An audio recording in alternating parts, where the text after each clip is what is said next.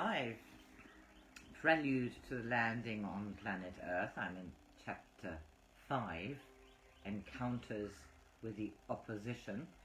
This is a book about a journey of 3 people guided by extraterrestrials called the Management, and their spokesman is Tom.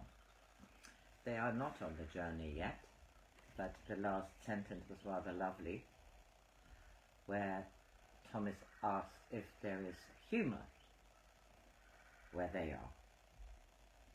So I wonder if you understand our humour and if you have humour in your world. We have cosmic humour. God could not have survived without being able to laugh at himself. What happens in the universe when God laughs? Andrija asked. Does everything shake? Everything shines, Tom answers. As the climacteric of 22nd October drew closer, it seemed indeed that the opposition forces were redoubling their efforts. John, Andrija and Phyllis all suffered from insomnia, and Andrija and Phyllis particularly felt that their energies were low. Phyllis, out of trance, saw ugly or hostile presences around them, and though John and Andrija did not possess the dubious boon of psychic sight, they were both aware of an eerie atmosphere around the house. At the end of one session, Tom said, "There is an energy being sent. You are protected, and you will be protected. But the energy being sent is pacing outside of your homes, and it is of a wolf-like nature. It is a creation that may be given life if they attempt that." John listened intently in the ensuing silence and could swear that he heard something moving outside the house. None of them slept that night. "There is being mobilized in the area around you the nature of a brute force, and an attempt is being made to use the lower forms," Tom told them on another occasion. "We ask you not to become alarmed or frightened, because we will be with you, but we may not be able to prevent the problem totally." And indeed they were not able to. Phyllis continued to suffer attacks of varying degrees of ferocity on her way into and out of trance, and on several occasions she couldn't get down to the necessary level because of the opposition. Once she counted down as far as 30 and then quickly brought herself out. She said she had seen a horrible thing and had known that if she didn't get out, it would take her. It was a very primitive thing, a reptilian form, and it was lying dormant somewhere and had one eye that blinked now and then. "That thing couldn't have taken me," Phyllis said in disbelief, "but I did have this strong sense of danger." Then eventually she tried again, successfully this time. Tom explained that the reptilian creature was a manifestation of the opposition. "But couldn't she just ignore it? Go on past it?" Andrija said. "It doesn't have any power, does it?" "There is power in all things," Tom said, "and in the intuition, if it is followed, there is protection." He went on to explain interestingly, what is happening in going into communication with us is the reviewing and seeing of all life, and of the beginning of all life. As we go to communicate, we go to where we were, and through that, what we were. In order to communicate with us, this being must go to the beginning and through. She goes through all levels of existence, and civilizations, and times, and it is not always the experiences of the planet Earth. It is sometimes the experiences of the universe. As she went through the levels, he explained, on another occasion, she had protection up to a point, but beyond that point there was an area to be crossed which was crowded with beings and forms an area similar to a no man's land, and that should be a truce area, but those that oppose do not honor the truce. Several communications during this period ended abruptly, with Tom saying that they were experiencing difficulties, that the opposition forces were building, or simply that they had to leave for the kitchen. We go in love and peace. And on these occasions, Phyllis came out of trance very distressed and sometimes crying. Discussing this after one session, Andrija said, "It is very funny. It's as if Tom sees them coming, says, 'Oops, sorry, but I've got to get out of here,' and then bails out." "Yes, how come he doesn't take them on?" Phyllis said. "That's what I was wondering," Andrija said. "Why doesn't he stay around and do battle with a dragon instead of leaving the fair lady stuck and having to fend for herself?" "Why don't you ask him?" Phyllis suggested. So at the beginning of their next communication, Andrija said, "We are very happy that our channel Phyllis was able to run this gauntlet, but we are getting very concerned about these endless attacks. I say this with all due respect, but are you indeed powerless to prevent them?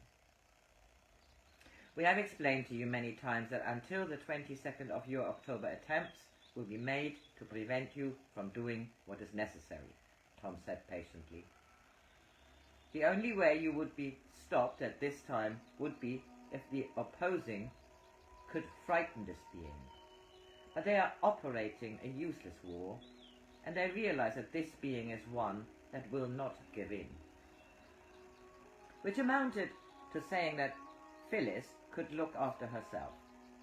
That reminded Andrija of an odd thing that had occurred that afternoon. Immediately after the previous communication, he and Phyllis had been in the kitchen, and he had complimented her on her bravery in running the gauntlet and happened to add that neither Lyle nor Bobby would have had what it would take to do that. 10 minutes later, Phyllis' daughter had called from Florida and said that some poltergeist-type phenomenon had just occurred in the house. For instance, Lyle's book, Supernature, had jumped out of the bookcase and into the middle of the room. "Can you explain these strange circumstances?" Andrija asked Tom, and he received the reply. Yes, it was the anger and the frustration of those that are opposing. Even during these fraught last days, there were periods of calm, when the opposition was present, which gave Tom an opportunity to expatiate freely and at depth on a theme. At the beginning of a communication held on the 18th of October, Tom said, "All is in harmony and balance," and proposed, if they were agreeable, to speak to them on the subject of knowledge. "We would welcome such a discourse," said Andrija, and Tom spoke at some length about knowledge and responsibility, stressing that as the former increased, so did the latter.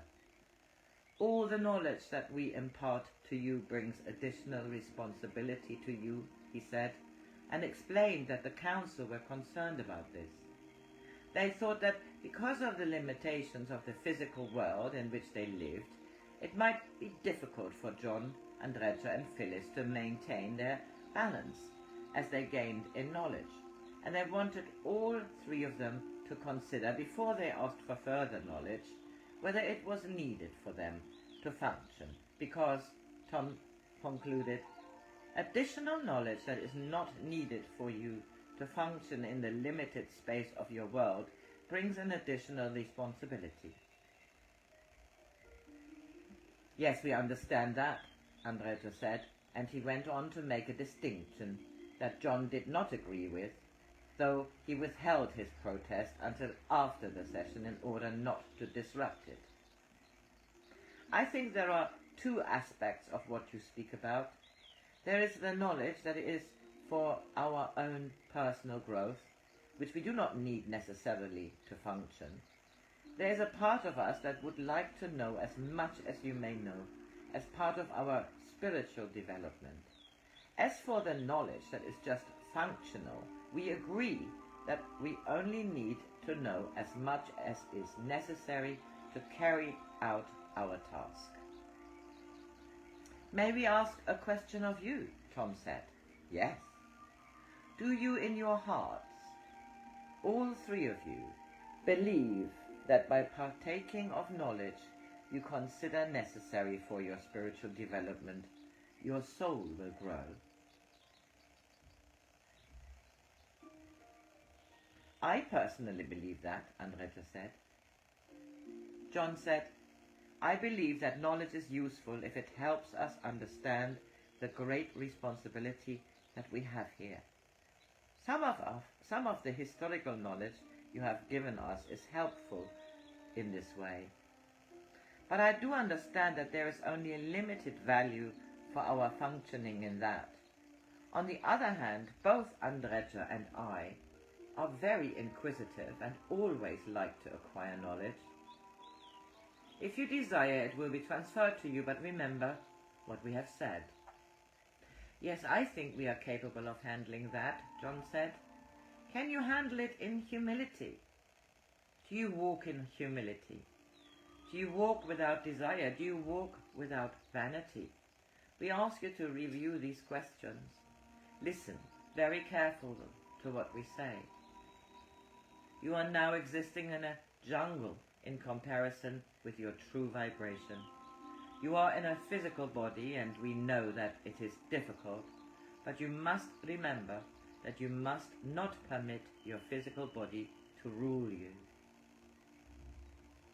You must walk with the gods, and when we say this, we do not mean that you may not have your human comforts and needs, but we ask that what you do, and that you never, as individuals or as a triangle, give reason for any of those in your physical world to throw stones at you. Yes, that's very clear, Andrija said. Talking about the gods, there's one question I'd very much like to ask. On earth there are many ideals of gods. The Buddhists, the Christian, the Mosaic, the Hindu, and so on. Could you indicate which of these ideals most closely matches the ideal of the nine? The ideal of the man called Christ, because he was the last of those of us, Tom answered. And of those descriptions of Christ given in the Bible, which is the most accurate? There are many misinterpretations in your Bible. It is true that the man you call Christ lived a normal human existence, but he was a man of discretion, and he walked with discretion among the people. Was he one of the nine? No, but he emulated their thoughts and their understanding. There are many things that are not told about him. For what he did in private, and did not allow the world to see him in his human frailties. That is a big problem for us, Andrija said. Remember who you are, and remember it is important to master the areas of your life. If you can be discredited, for no matter what reason, then the jackals that are against you will find that reason. It is very difficult for us to understand, said Andrija, how so much could be at stake because of us. You've made it quite plain that if we remembered who we are, these things would become clear, and we have tried to do that, but it is difficult. We have told you who you are, Tom said, and we understand that it is difficult for you to know who you are in your remembrance. But the most important thing for you now is to have faith in who you are. We do have faith, Andrija said. Our difficulty is articulating it, understanding it, and rationalizing it. We wish to tell you that we realize that we have asked much of you, and have promised you nothing.